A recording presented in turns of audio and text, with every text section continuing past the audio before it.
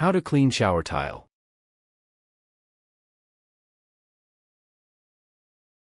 What if I told you your shower tiles are still dirty even after you scrub them? Yeah, that clean look? It's probably hiding mold, soap scum, and bacteria you can't even see. But don't worry, in the next few minutes, I'll show you a ridiculously simple method to make your tiles look brand new, without hours of scrubbing. And wait till you see what most people do wrong, it actually makes things worse. Let me guess. You've tried scrubbing your shower tiles before. You sprayed something, wiped a bit, maybe used a brush. But somehow, the grime just comes back. I've been there. A friend of mine once spent 2 hours cleaning her bathroom, only for the tiles to look dull again in 2 days. The reason? She was cleaning the surface, not the real problem. And that's exactly what we're fixing today.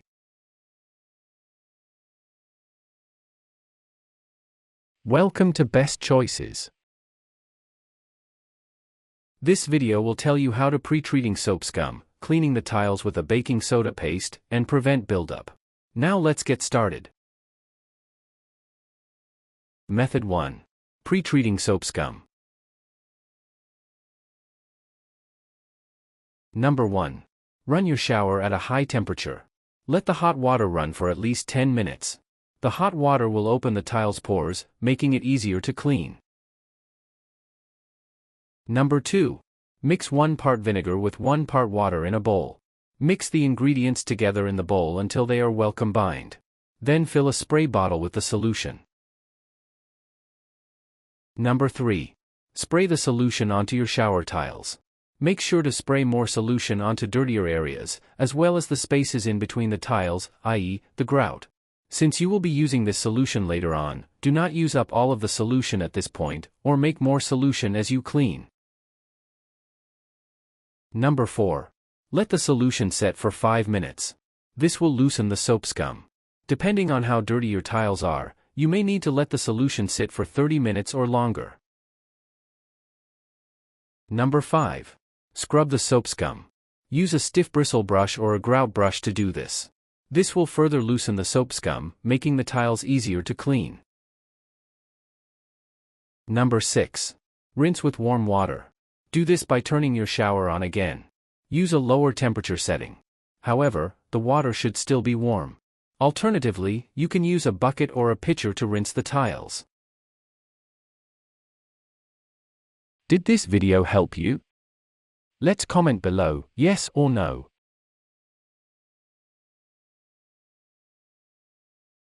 Method 2. Cleaning the tiles with a baking soda paste.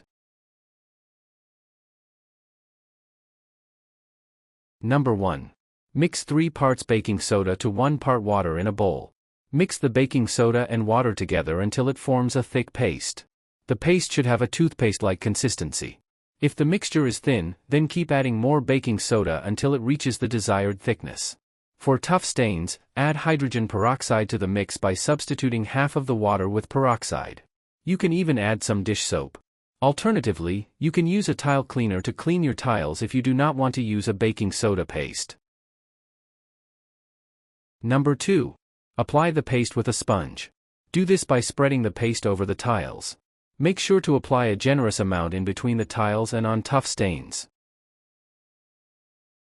Number 3. Spray the paste with the vinegar solution. The vinegar will react with the baking soda, making it bubble. The vinegar helps the paste eat through the soap scum. Number 4. Scrub your tiles with a scrub brush. Use a stiff bristle brush or a grout brush. Scrub your tiles in a circular motion.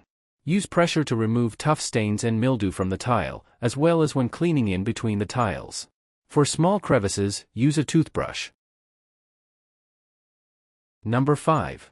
Rinse with warm water. Use a bucket or pitcher to rinse your tiles. Pour the water over the tiles until all the soap and residue are removed. You may need to rinse your tiles 3 to 5 times. Number 6. Dry the tiles with a clean towel. This will prevent water from pooling in corners and crevices, which will help in the prevention of mold and mildew growth. Did this video help you? Let's comment below, yes or no.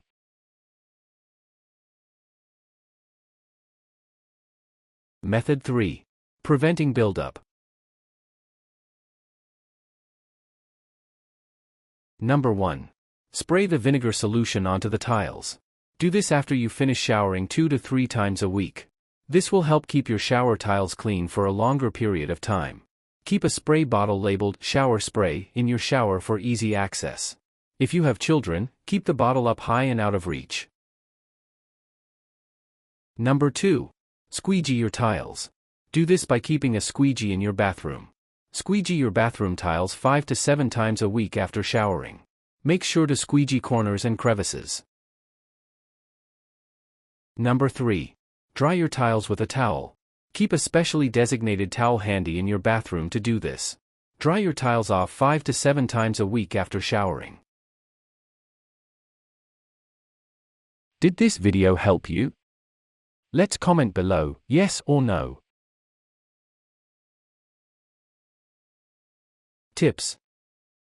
1. Before applying any cleaning agent, running the shower on high heat for 10 minutes is a scientifically sound strategy. Heat causes the porous surfaces of tile and grout to expand slightly, allowing cleaning solutions to penetrate deeper into the pores where soap scum and mildew reside. This initial step significantly increases the effectiveness of the subsequent chemical reactions. 2. Method 2 effectively harnesses the effervescent reaction between an acid, vinegar, and a base, baking soda. When the vinegar solution is sprayed onto the baking soda paste, the vigorous bubbling action creates physical agitation at a microscopic level. This helps lift and dislodge stubborn soap scum and grime from textured surfaces and grout lines without requiring excessive manual force. 3. The instruction to achieve a toothpaste-like consistency for the baking soda paste is crucial. A paste that is too thin will drip off vertical shower walls before it can react with the vinegar or break down deposits. A thick paste ensures the cleaning agents remain in prolonged contact with vertical surfaces and settle into the porous grout, maximizing dwell time and efficacy. 4. Method 3 emphasizes that prevention is easier than deep cleaning. The combination of spraying a diluted vinegar solution, which neutralizes alkaline soap residue, followed by mechanical drying with a squeegee or towel is highly effective. By removing standing water and residual minerals immediately after use, you eliminate the 2 primary ingredients required for new soap scum and hard water stain formation. 5. The content suggests keeping a labeled spray bottle and a designated towel in the bathroom. This is a valuable organizational tip. Labeling prevents accidental misuse, especially with children present, and keeping tools accessible eliminates friction, making it more likely that the preventative maintenance, squeegeeing and drying, will be performed consistently. Warning. 1. While the reaction between vinegar and baking soda is useful for cleaning, it should only occur on the surface being cleaned. If you premix these 2 ingredients in a spray bottle or sealed bowl, the chemical reaction will neutralize both components, turning them into water and sodium acetate. This renders the mixture inert. The solution is only effective when the base, paste, is applied first, and the acid, spray, is added on top. 2. The provided methods rely heavily on vinegar, acetic acid. Acidic cleaners can etch and permanently damage natural stone surfaces such as marble, limestone, travertine, or unglazed ceramic tiles. Before using the vinegar solution, verify your tile material. Using this method on incompatible surfaces can strip the finish, leaving dull spots and compromising the structural integrity of the stone. 3. The methods involve spraying water and cleaning solutions on the shower floor and then allowing them to set before rinsing. This creates an extremely slippery environment. Walking on a wet floor coated with soap scum, vinegar, and baking soda residue poses a significant fall risk.